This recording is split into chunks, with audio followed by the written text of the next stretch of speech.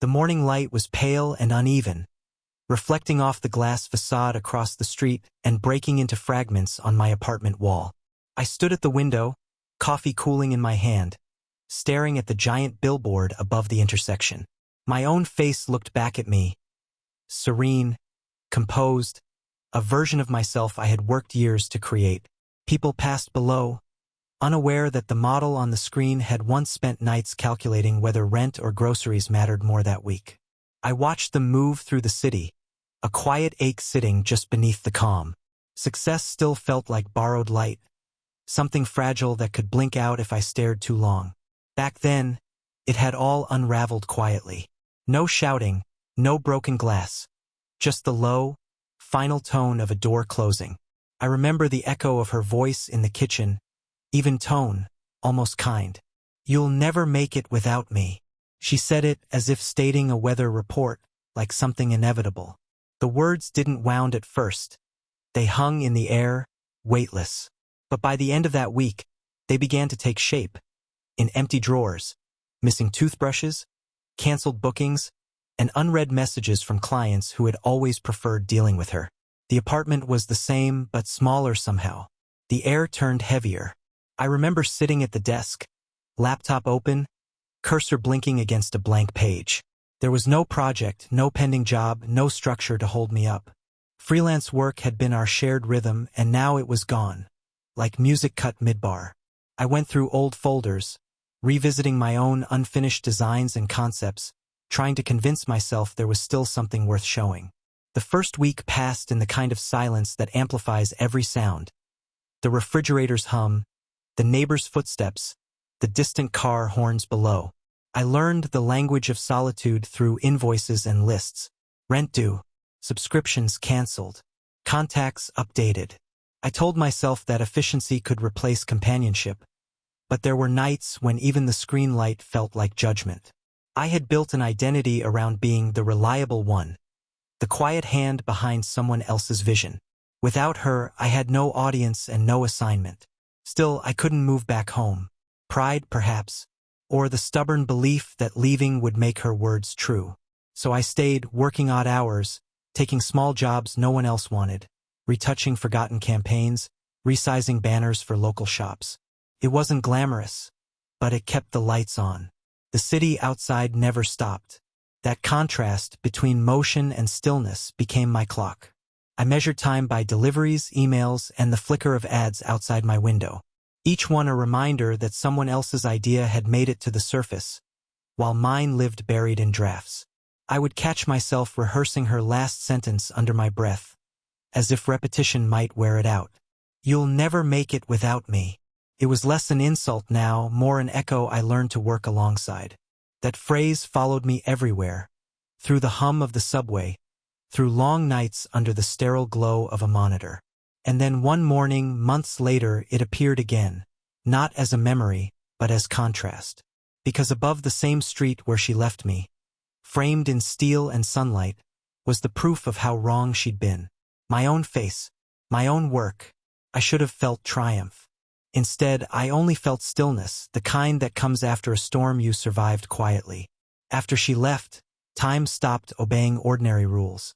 Days blurred into one another, emails, invoices, muted calls, the smell of burnt coffee drifting through the small apartment.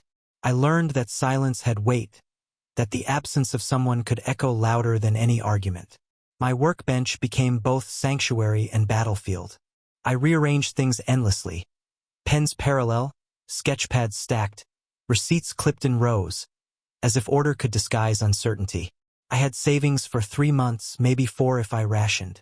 Each time I checked the balance, I felt the ceiling lower another inch. The first true test arrived in my inbox on a Wednesday night. Subject line: Local art fair poster request, urgent. It was from a coordinator I'd met years ago, back when my ex handled the introductions and I handled the revisions. The budget was laughable, the deadline worse. Still, I stared at the message for a long time before replying yes.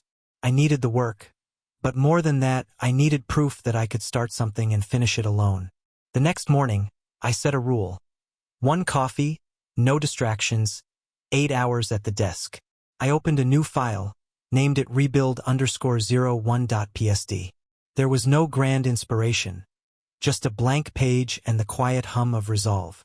I began sketching lines, color fields, shapes that had nothing to do with art fairs or marketing, everything to do with motion. Something inside me was restless, refusing symmetry, craving balance through imbalance. The brief called for something cheerful, inclusive, bright. I ignored it. Instead, I designed the poster as if it were a window, a reflection of the city's mood after rain. Streaked light, washed colors, people crossing streets without noticing the sky. I wanted movement that felt human, imperfect. By evening, I had something rough but alive. The next day, I refined it, adjusting hues, adding noise, balancing contrast. I printed it on cheap A3 paper, taped it to the wall, stepped back. For the first time in months, I didn't hear her voice in my head. I submitted it on the third day with a short note, concept attached. Thank you for the opportunity. I didn't expect a response. But by Friday afternoon, there was one. We love it. Can we feature it on social media? I stared at the message, reread it, closed my eyes. It wasn't about exposure or praise. It was about permission to exist professionally again. The fair came and went, small but full of color. My poster hung at the entrance, slightly curled at the edges from humidity. I stood nearby for a while, pretending to look at other exhibits. People stopped, pointed, took photos. None of them knew who I was, and that anonymity felt sacred, like watching your own heartbeat through glass. When I walked away, I carried something intangible but solid, proof that I could build without leaning on someone else's scaffolding. The weeks that followed were slow, procedural. Small commissions arrived, logos, rebrands, event flyers. Nothing glamorous, but steady. I began to track progress the way an engineer might. Hours logged, revisions submitted, responses received. The quiet rhythm steadied me. My work improved not because I tried harder, but because I stopped trying to impress anyone. One evening, I received a message from an unknown address. Saw your poster at the fair. Are you available for a freelance campaign? The sender was from a local startup, a company designing eco-packaging for small businesses. They wanted an ad series for online promotion. Again, the pay was modest. Again, I said yes. This project became my second test. I treated it as if the world depended on it. I spent nights studying other campaigns, sketching prototypes, testing typography until dawn. I built a small lighting setup using desk lamps and foil reflectors, photographing every product from multiple angles. Each image had to say something about honesty, about work done with care, not spectacle. When I delivered the first drafts, there was a pause. 2 days of silence. Then a reply. This is exactly the tone we wanted. The campaign launched quietly on social media. No fanfare. Within weeks, it began circulating, first among local shops, then on design forums. Comments appeared. Who made this? The composition is so balanced. Feels real. I didn't reply to any of them. I just kept working. The revelation didn't come as a dramatic epiphany. It arrived on a late Sunday night while cleaning brushes. I realized I hadn't thought about her for several hours. The air felt lighter, as if a long-held breath had finally escaped. Independence, I understood, wasn't about disproving her. It was about removing her from the equation entirely. Success wasn't a mirror to hold up to the past. It was a horizon you reached by keeping your eyes forward. I stopped replaying our last conversation. The phrase that once haunted me, "You'll never make it without me," lost its shape, became just sound. My revenge, if it could be called that, was consistency. Each project completed, each invoice sent, each morning begun on time was a quiet declaration that she'd been wrong. Months later, when a regional agency shared my eco-campaign on their professional feed, I saw the repost accidentally while scrolling. The caption read, "A perfect example of sincerity in design." I closed the tab and sat still for a long moment. No celebration, no impulse to call anyone. Just the hum of my computer, the faint streetlight seeping through blinds, and a calm sense that something essential had shifted. Momentum, I learned, was fragile. 1 month you're invisible, The next your name starts circulating in inboxes you once dreamed of reaching. A design blog featured my eco-campaign under local talents to watch, and suddenly messages doubled. Clients I'd written to months ago, people who hadn't even bothered to reply, were now asking if I was available for consultations. I answered carefully, deliberately. I wasn't chasing anything anymore. But attention, I discovered, comes with noise. The first murmurs were flattering. Who's this new designer? So clean, so grounded. Then the tone shifted. Didn't she used to work with someone else? Maybe the ideas were hers all along. Gossip has a strange rhythm. It starts with admiration, ends with suspicion. I ignored it at first, focusing on deadlines, keeping communication precise and unemotional. Still, the sense of being watched returned, subtle but constant. Each project review felt like a quiet cross-examination. A larger agency reached out about a sustainability campaign for a national clothing brand. It was the kind of contract that could shift a career overnight. The brief was sharp. Reimagine eco-fashion without cliches. They'd seen my previous work and wanted something visually calm yet conceptually bold. I accepted, knowing it meant sleepless weeks. But the moment I read the client roster, a familiar name appeared under external consultant. My ex. For a few seconds, I thought it must be a coincidence. The industry was small, after all. Then an email arrived from the agency confirming collaboration logistics. And there her initials were, CC'd at the bottom, like a quiet reminder that no past ever stays buried.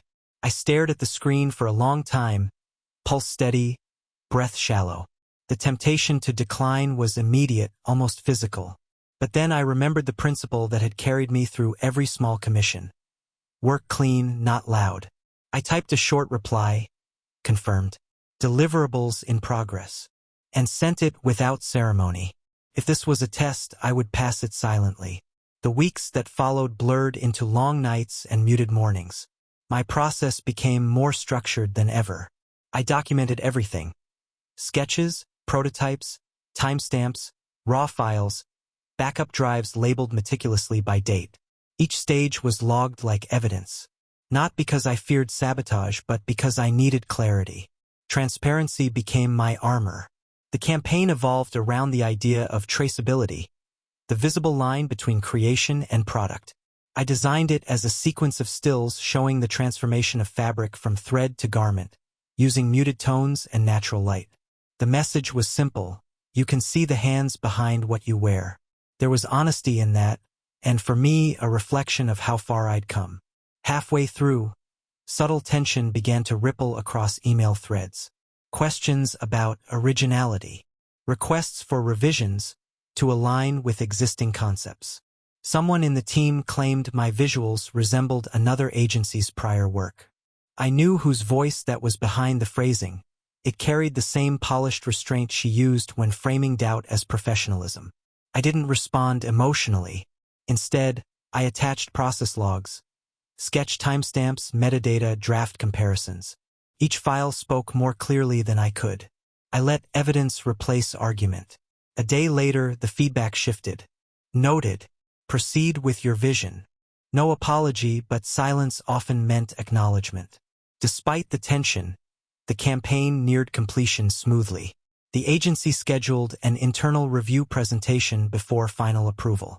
I wasn't invited in person. Freelancers rarely were. But as I uploaded the final files, I noticed her initials among the attendees.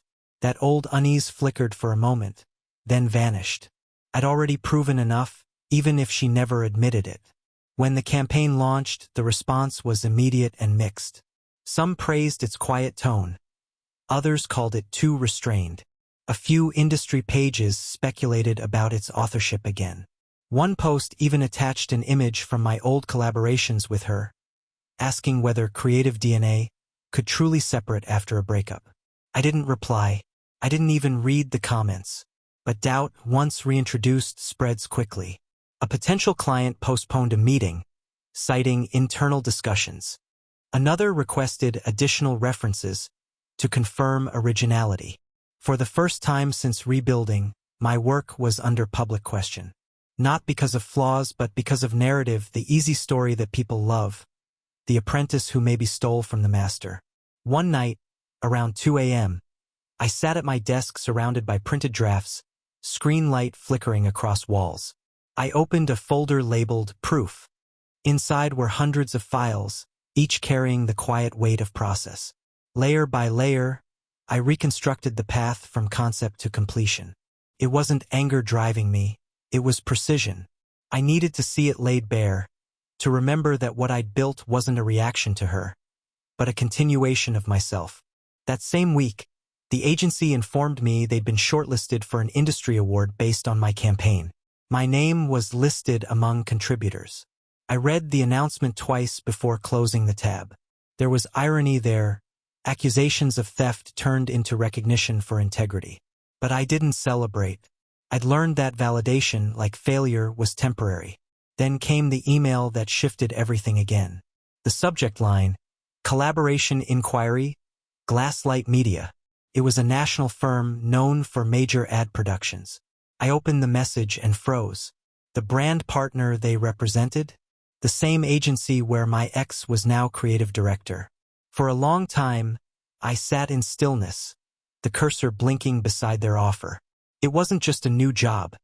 It was an invitation to step back into the arena that had once buried me. Everything about it felt like a final test, though no one had framed it that way. The question wasn't whether I could win, it was whether I could stay true. I closed the laptop, letting the city hum fill the silence. There was no decision yet, just the awareness that every story of redemption meets a moment when the past demands acknowledgement. I wasn't sure if I was ready to face mine, but I knew I would, and this time, I'd speak only through work. The meeting invitation arrived on a Monday morning. Project pitch, Glasslight Media Headquarters. Thursday, 10 a.m. I read it twice, then once more, as if clarity might reveal intent. There was no mention of her name in the main body, only in the attached document listing attendees. Creative Director L. M. Her initials again, familiar as an old scar. I accepted without hesitation.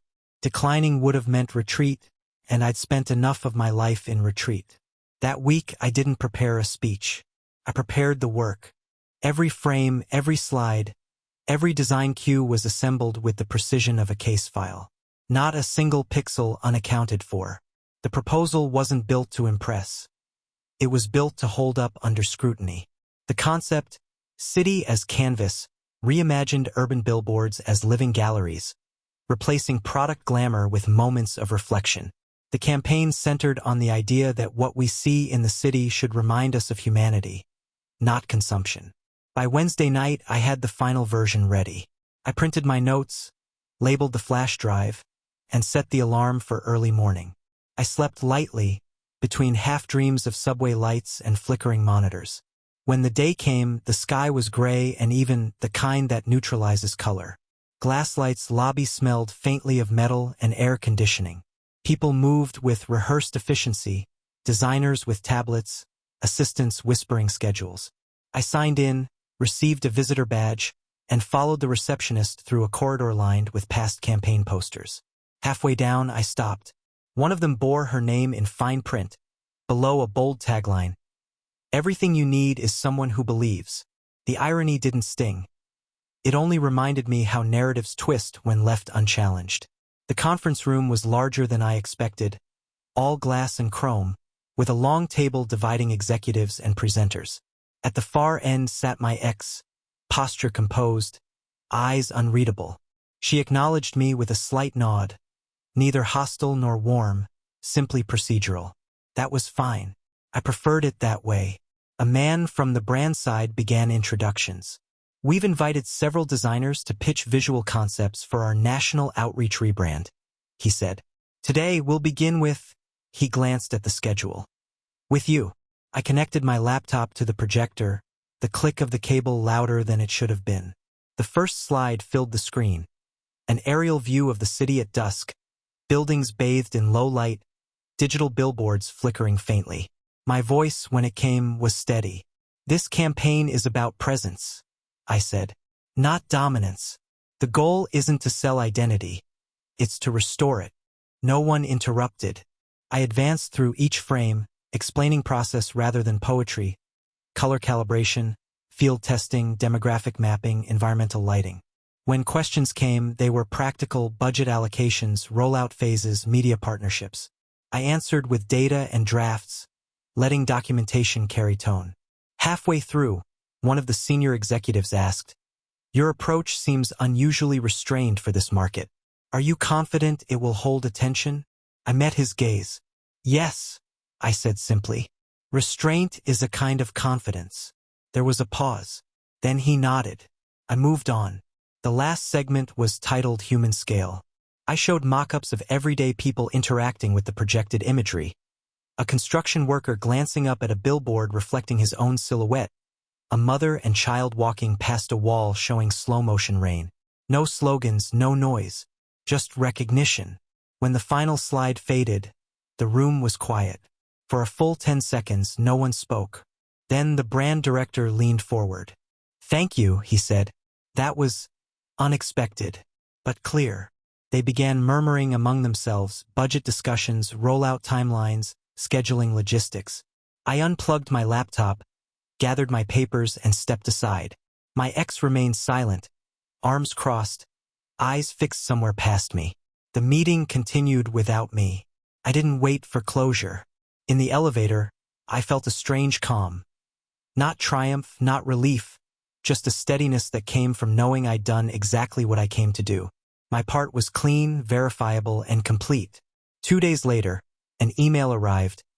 "We're pleased to inform you that your proposal has been selected for the national campaign." I read it once, then let it sit unread in the inbox, unopened again. I didn't need to forward it to anyone. A week after that, while finalizing contracts, I received another message. This one from her personal address. The subject line was a single word: "Congratulations." The body contained nothing but a line I recognized. "Restraint is a kind of confidence." No signature, no apology, no nostalgia. Just acknowledgement. I didn't reply. The project began within a month. Filming days stretched long, the kind of disciplined exhaustion I'd once craved. The campaign spread gradually, first across local displays, then regionally, until finally it appeared on a central billboard above one of the city's busiest crossings. The same intersection where I'd once watched my first small poster curl under rain. The launch evening was quiet. I stood across the street, among crowds who didn't know me, watching the slow transition of images fade across the giant screen. No loud colors, no brand logos, only the rhythm of urban light reflecting back at itself. People paused, some taking photos, others simply standing still. That was all I wanted, to make something worth pausing for. Behind me, someone stopped. A faint voice. "It's beautiful." I turned slightly, just enough to see her reflection in the glass window beside me. She stood a few meters away, hands in her coat pockets, looking up at the same light. Neither of us spoke. We didn't need to. The silence carried everything that words would only reduce. When the image shifted to the next frame, she walked away. I didn't turn to follow. The moment passed like a page turned neatly. No drama, no residue, just continuity. Later that night, I returned home, placed the final signed contract in a folder labeled Completed Projects, and closed it. The proof was there, not of revenge or victory, but of completion. For the first time in years, I felt my work and myself finally align. I turned off the desk lamp. The city's light seeped through the blinds, a quiet pulse of everything that once seemed unreachable. The verification wasn't in applause or recognition. It was in the quiet fact that I no longer doubted my own authorship.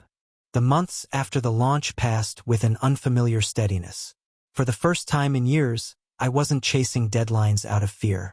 My calendar filled itself naturally, interviews, smaller commissions, design panels.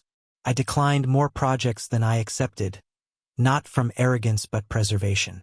The noise of attention had softened into something manageable. People began calling me consistent, reliable, elegant in restraint.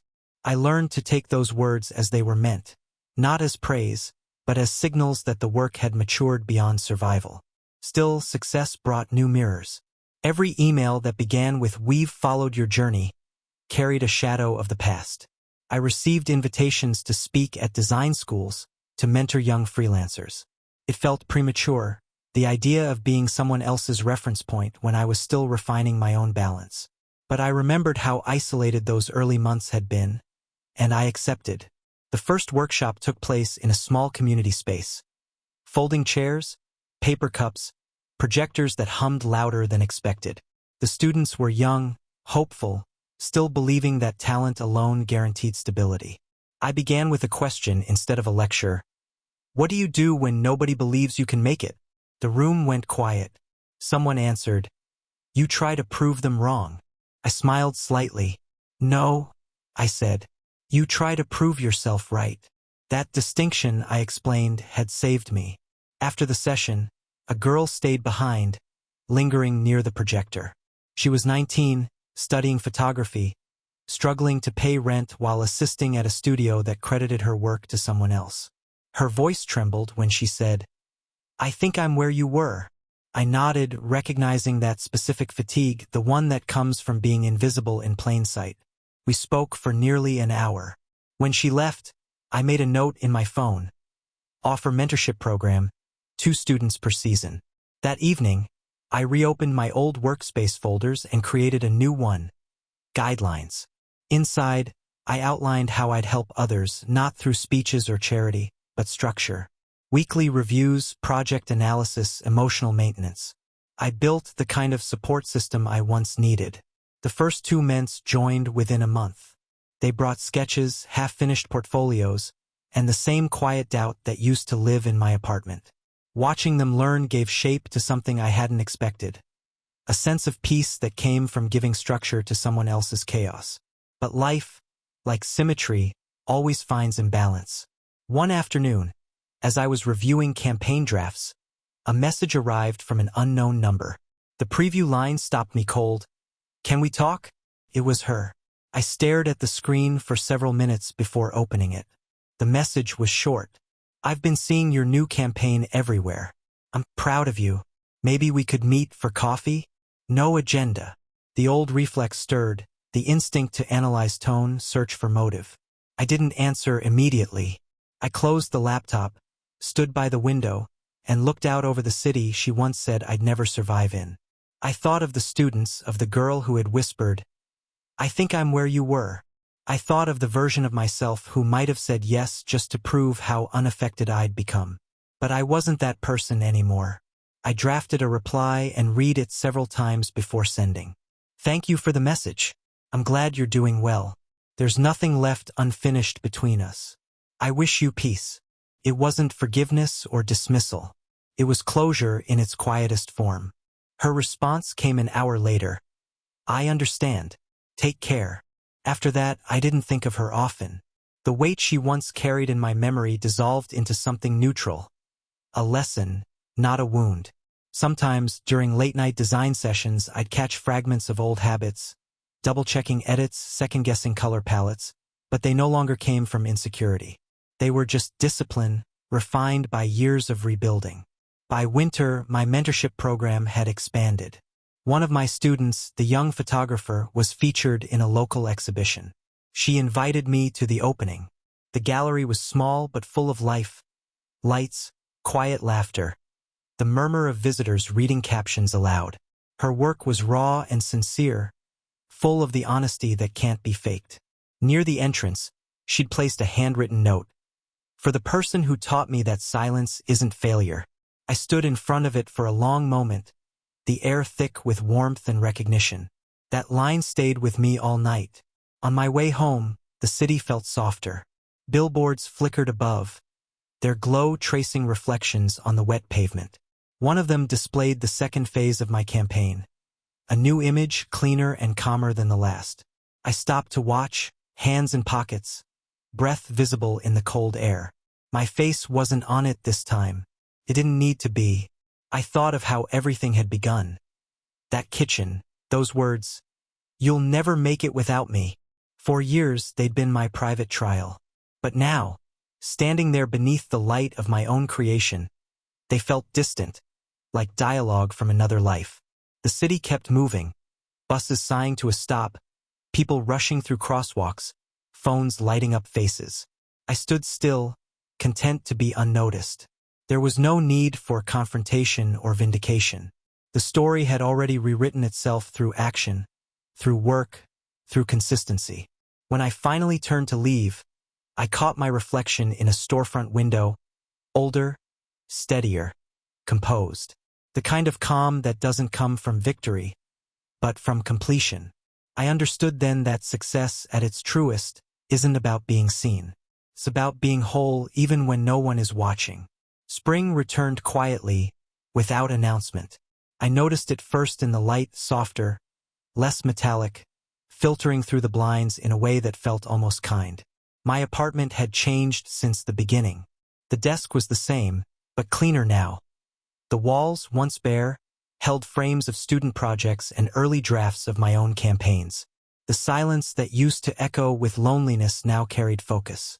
Even the hum of the city outside sounded like rhythm instead of interference. I'd learned that life rarely ends with applause. It steadies instead. It settles into balance. I woke early each morning, not out of urgency but habit, brewed coffee, opened the blinds, checked notes. Work continued, but without the strain of needing to prove anything. The phone rang more often. Opportunities arrived regularly. I took some, declined others. Each decision was measured by one question. Will this keep me honest? One morning, while walking downtown, I passed the same street where she'd once said those words, the ones that had split my life into before and after. The city had changed. New cafe, new posters, new skyline. But at the intersection above it all stood a familiar sight. A billboard from my latest campaign. This time it didn't feature people or products. Just light. A cascade of golden tones fading into the outline of a city horizon. The caption read, "Built by hands, guided by light." I stopped on the corner, coffee warm between my palms, and looked up. Cars passed, horns layered beneath chatter and footsteps. Nobody knew the story behind that image, how much failure and quiet endurance had led to its simplicity. They didn't need to. That was the point. Work, when honest, doesn't require explanation. It simply exists. As I stood there, a group of students from the local art institute crossed the street. One of them pointed up, excitedly telling her friends that she wanted to design something like that one day. They nodded, half listening, half dreaming. I smiled, though they didn't see. That was enough. The circle had closed, inspiration moving forward, detached from its origin. Later that week, I met with my ments in the studio. We reviewed their projects, discussed composition, rhythm, restraint. They talked about deadlines, self-doubt, the fatigue of staying visible in a world that moves too fast. I told them that endurance matters more than brilliance, that consistency is the quiet form of courage. They listened carefully, taking notes as if the words might one day save them. Maybe they would. When they left, I stayed behind, tidying the tables, unplugging cables, lowering the blinds. The room dimmed slowly, washed in the amber glow of evening. For the first time, I saw the reflection of the billboard's light on the opposite building. A faint shimmer that reached through the glass, touching the studio floor. The same light that once seemed unreachable now filled the space where I worked. I realized then that redemption doesn't announce itself. It arrives through repetition. In every project finished, every morning begun without dread, every boundary kept intact. The billboard outside wasn't a symbol of victory. It was simply a mirror for what had changed within. I turned off the lights, locked the door, and stepped into the street. The air was cool, the sky untroubled. I didn't look back at the billboard again. I didn't need to. The proof was everywhere. In the calm rhythm of footsteps, the steady breath of the city, the quiet certainty that I had become everything I was told I couldn't be. Above me, the lights shifted one last time, spilling gold across the glass towers. I walked beneath them, unhurried, carrying nothing but the stillness I'd earned. And in that stillness, for the first time, I felt completely at peace.